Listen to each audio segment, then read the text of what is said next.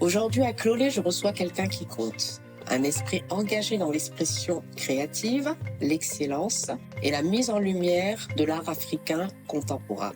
Une vision qui, à travers chaque projet, façonne notre manière de percevoir l'esthétique, l'authenticité et la puissance du récit visuel sur le continent. Chaque fois qu'un invité passe ici, j'aime saisir l'occasion de lui poser quelques questions simples mais essentielles. Celles qui révèlent la manière dont il avance, dont il crée, dont il transforme. Tamandra Génie incarne une génération de professionnels convaincus que l'audace et la maîtrise du détail sont les fondations d'un rayonnement culturel fort et d'une affirmation de soi sans compromis. De passage chez Clolé, je lui ai proposé de répondre à quelques questions sur le leadership, la création et l'art de bâtir une identité remarquable. Bonjour Tamandra. Bonjour.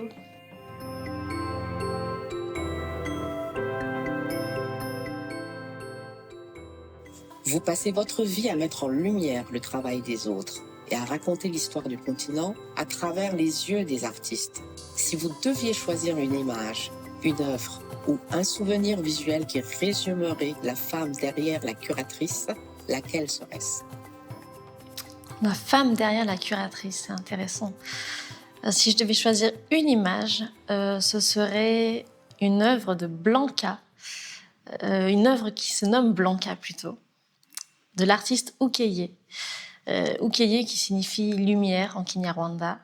Et c'est une œuvre qui est venue sur mon parcours dans le début de ma carrière avec Hazard. Et c'est une œuvre qui est une anti-potiche. C'est une œuvre qui représente une femme et qui justement par-delà les traits esthétiques, par-delà la beauté, essaye de justement faire résonner la puissance et l'intelligence surtout. Et donc c'est une œuvre qui mélange plusieurs médias, à la fois du bois, du contreplaqué, du plexi et également des feuilles d'or qui comblent une gravure. Donc c'est une œuvre très belle esthétiquement et en même temps avec un message interne, puissant. Il faut aller au-delà de l'esthétique, même dans l'art. Vous ouvrez des voies pour de nombreux jeunes créatifs qui n'osent pas toujours croire en la puissance de leur propre récit.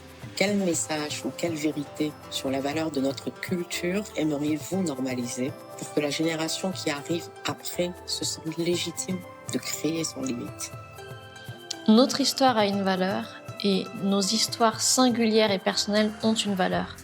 Tant qu'on pioche dans le vrai, dans le juste, dans ce qui vient de nos tripes et parfois même de notre inconscient, tant qu'on est dans cette vérité et dans ce courant, en fait, on est dans le juste et on est dans le vrai. Et moi, ce que je ne supporte pas, c'est tout simplement le faux, le surjoué. Soyez vrai, c'est vraiment ça le message et votre message sera important. Le monde de l'art demande une grande exigence, parfois même une certaine froideur. Y a-t-il une émotion ou une vulnérabilité que vous avez dû apprendre à protéger pour vous imposer dans cet univers ? Belle question.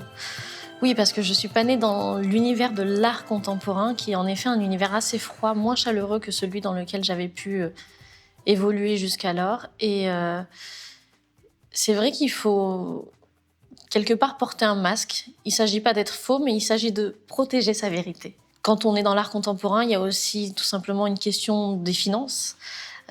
C'est pas pareil de vendre une chorégraphie, un spectacle de danse qu'un tableau figé qui pourra ensuite prendre de la valeur.